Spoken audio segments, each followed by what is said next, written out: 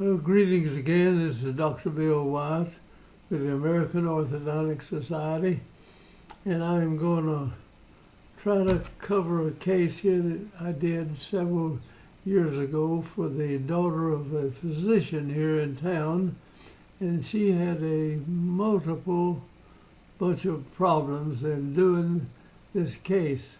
But anyway, we took it on, and you had to figure out things you were going to do all the way through this case. And we got like transposing teeth and innovative straight wire, coming up with some ideas as you did the case to bring it to the best you could possibly do. So I'm going to go over this case and show it to you from start to finish here. And it's an involved case here, really involving early treatment of cases. And this is something that the dentists who are spending their time with children dentistry should begin to learn some of these things. So let's get started on this case, and I'll try to go as fast as I can. Now, to start off with, we had cases where we had to transpose the teeth from one area to the other. And if you look on this Panorex right here, you can see the cuspid coming in right through here, and this is a first bicuspid here and the second bicuspid there, and the cuspid is coming in between the teeth. And so we had to figure out some way or another to try to get this cuspid jumped over and coming down in this spot over here, and there are no lateral teeth in the case. And this is a deciduous tooth right here, and we're going to bring it down in there. And now the other side of the mouth, there's it looks like a supernumerary tooth where the lateral was supposed to go, and we got a cuspid coming in up here, and the two bicuspids right there. Another real problem. And then we look down at the bottom of the case, and we have no permanent tooth underneath this deciduous molar right here. Nothing under there. And again, on the other side, there's the bicuspid are coming through under both of them over on that side. It's just a real conglomerated teeth case. And the lower arch, the teeth are coming in and running into each other. So let's see what we struggled here to do, finding out. We worked on this young lady for several years, getting everything done. Looks like I've got 9 years and 6 months was her age or something. We came in with a palatal separator, pushed this apart, opening up the space up above the arch, on the upper arch, and giving us some space to work with. And here is the young lady's picture where we started out. Here, this was 5 of 90, and it doesn't look any complicated at all at this point, but you just hadn't looked at it. And so this is where orthodontics, this case was about 10 times harder than a normal case would be coming in here. And so she smiles and grins. You see she's got a class 3 problem. The upper teeth are back inside the lower teeth right there. And so we've got to do something as she grows up to keep her looking half decent. So we did. We came up with the idea of putting some plastic over the teeth. Now this, if you look at the arch here, both the upper arch is smaller than the lower arch. You see it should be the other way around. And here what we did, the upper arch is totally inside the lower arch. You see, the upper teeth in here, they should be out on this side. Same way on the other side, all the way around the arch, like that. So the teeth is, and so working with this, we're trying to bring the permanent teeth in, and there's these several teeth weren't formed properly, these baby teeth. So we had to deal with them. It was just no end to the problems this young lady had with her teeth. So she looks perfectly normal there when she closes together. Now she's growing, she's got the upper teeth are inside the lower teeth. And she was really upset about that. She wanted to get the teeth in the right position. So we figured out a way that we might be able to do that. And this is just what you innovative, come up with things that you're trying to do. Now here again, we've got this cuspid coming in right in between two bicuspids, and we need to get it over to that part of the part, to jump the one tooth over another one. How can you do that, really? And so on the bottom teeth are outside the upper teeth, and we've got, this looks pretty normal in here looking at it, but it's not. Now the upper, all the teeth are inside the lower, so we're going to have to expand this all out to get it going on the outside of the lower teeth. And that took a long time to figure this out. Okay, here we're going to try to change this cuspid over and put it over here and get this bicuspid back in this position here.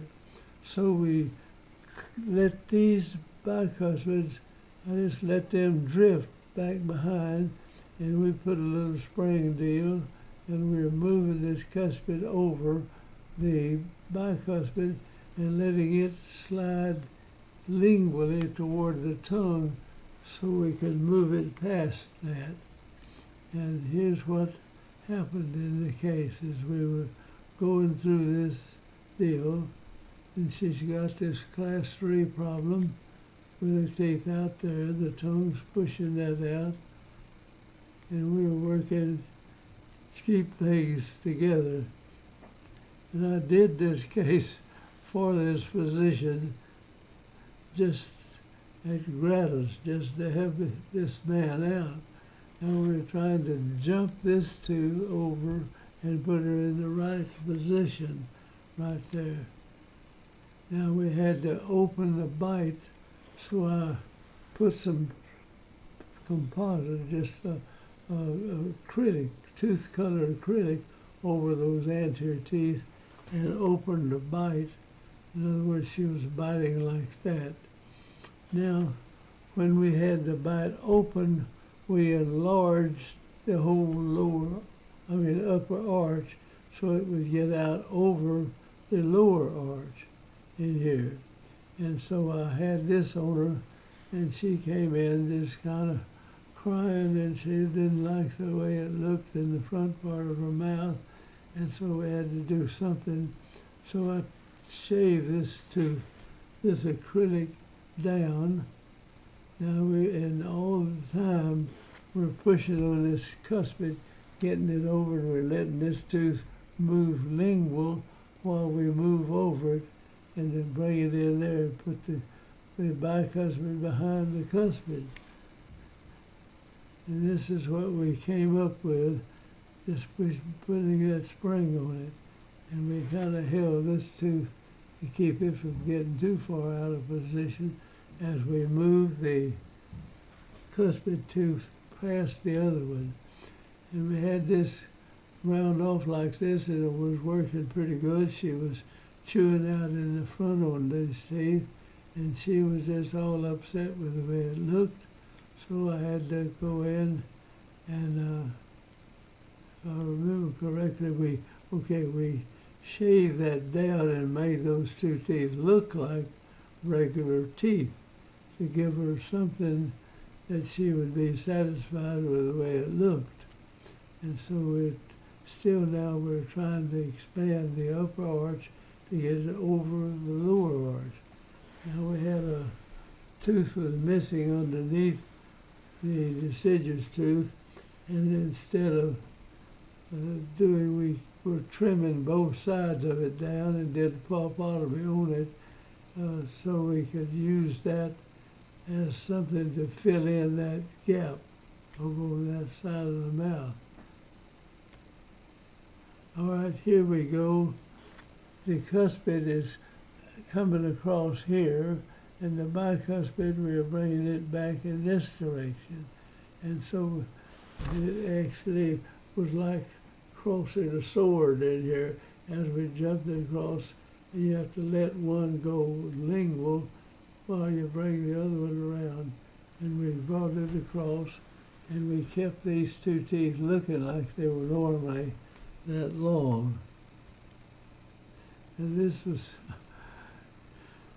gets so involved in here doing something like that. So we had her biting down on that chunk of acrylic up there in the mouth while we were moving these teeth past, and then this tooth comes underneath here.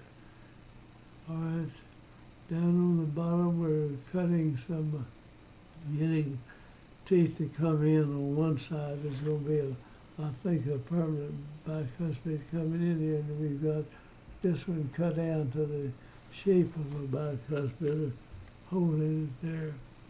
Now the cuspid is coming across, and we're pushing on it to get it over here. And over here we've got that little peg lateral coming in place.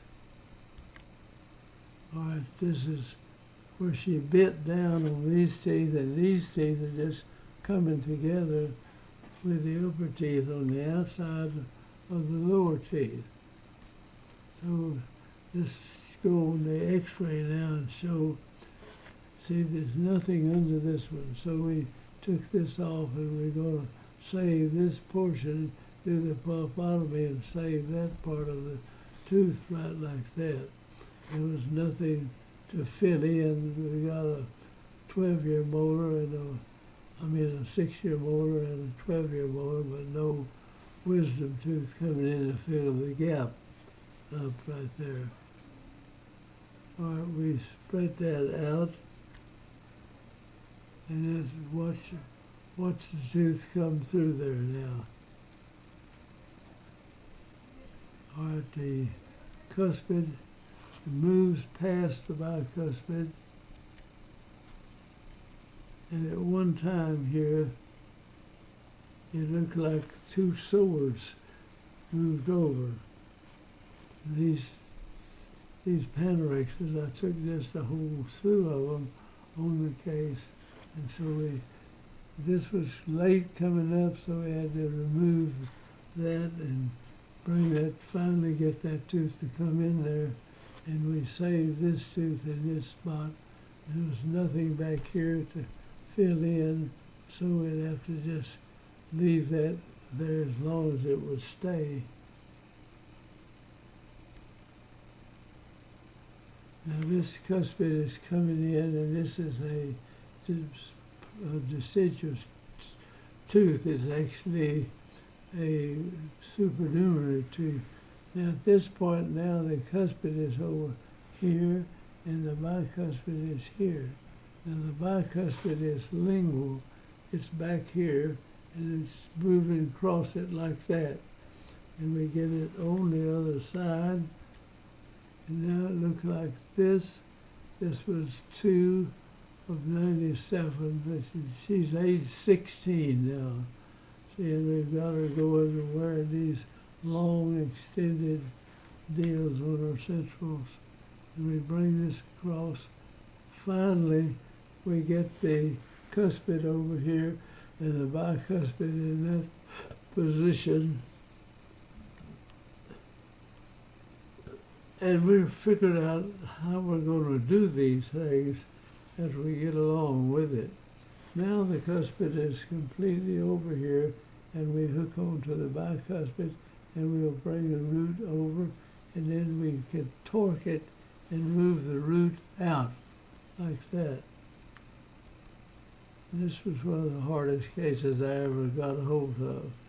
Now this cuspid on the other side is right up beside this supernumerary tooth, but the tooth is real small. Now this, what we had to have that crown for her, and now we had no, on this other side, we had no lateral at all, and we didn't have anything in the back to bring all this together. So now we kept shaping this up, and we brought this is a temporary kind of a plastic tooth we put in there to fill that gap between the cuspid. And now on the other side, that supernumerary tooth, we're gonna, I think we built it up too. So this is a artificial tooth that's put on the arch, fixing this up. And if she's 16 or 17 and she's in high school and she wants desperately to look as good as possible. And these teeth have an extension on them, you see, right here, bringing them down. And we've got this artificial tooth in this gap, and we're going to do something with that lateral. She wanted something to close that up. So we got the cuspid over now. We've got your two bias in the cuspid, two bias in the cuspid, everything. But there's nothing over here, and we got this peg lateral on that side. All right, on the bottom, we closed it up, and we left that portion of the deciduous tooth there with a pulpotomy on it to hold the space that she might do a bridge when she got older. Okay, here it is in 1998, and we've been working on her for several years, getting the teeth in there. And she gets ready for graduation from high school, I think it was, and she was just really upset with this gap in the front. And so we did something to fill that in. So she came in, her regular dentist, whoever was doing her other work, didn't know how to do anything to help her out there. So we filled that gap up with acrylic, and I shaped it up to look like teeth, like that. And this was the artificial tooth. And this is what she went into her graduation with, this in the mouth, like that. And so we got the height of the front teeth, and that's just acrylic added around that pad and coming over here, and then this is the artificial tooth we put in there. And so we got the cuspids, everything pulled together on the bottom. Now this chunk of acrylic in here, we had to leave that, and she bites on that. Now the teeth are coming in contact all the way around in the mouth. And we've got some spaces in there. We're closing those up. We got an unusually big lateral here, and we don't have anything over on the other side. All right, she was pretty well satisfied with this with that acrylic on those teeth. And I tried to get her a regular dentist to do some of this, and he didn't have any foggy idea how to do it. And so we had to fix it up. And she came in a lot of times just weeping, wanting to look good for her graduation. And so we shaped that acrylic up where it looked pretty much like the teeth. and then had that artificial tooth in there. On the bottom, the same thing. We got that oversized lateral on one, bicuspid over here was too big for the space, and over here we've got nothing but a baby tooth that I put in there. And I could have pulled those two, but she didn't have a wisdom tooth back there to close that up. This case just went, I remember it was kind of a nightmare case. I hated to work in them, but it came back real nice looking young lady with a beautiful profile, went down like this. And her dad was a physician there in town, and she really wanted to look good. And so it does look good there as long as she keeps her mouth shut. And from the front it looked like that. Well, some guy marries her, she's going to have problems. If she has children, I can't imagine there's going to be some of this genetic passing it on to other children. I never did follow her past that. So we did her graduation like that. She got her graduation pictures. Her teeth looked pretty good. But here we got that false tooth. These teeth have this extended acrylic on them, making them look good, and this one was just a little peg lateral. And we finished her up like that and had the retainer in there. And you couldn't take the retainer away from her. If you did, this tooth was a gap. She broke that off one time, and we came there and stood in the office. She wouldn't leave till I got that tooth put back in that gap to hold it open. So she wore that retainer during her graduation pictures and everything. And there, if you took it out, she wouldn't leave the office until you had that tooth fixed back in the mouth. And so we built one with some wire on it, so it's tough and it wouldn't break away for her to wear that retainer. Now, so this case right here is just a drawn-out, complicated case that you had to figure out what you were going to do next. And this is the way she left me and go to get somebody who would come in and put some bridges in after she got old enough to bridge the gaps in here and to fill this, put something permanent over those four anterior, up the whole upper anterior teeth. And so that's where I ended up with the case, and I was glad to get something done on this. And I had worked on her for years as she grew older, and that was the thing that we had. So I'm going to say goodbye on here, and if you get tangled up with some case like that to do, it is a difficult thing to find out how you do it. So you have to have some innovative ideas about it.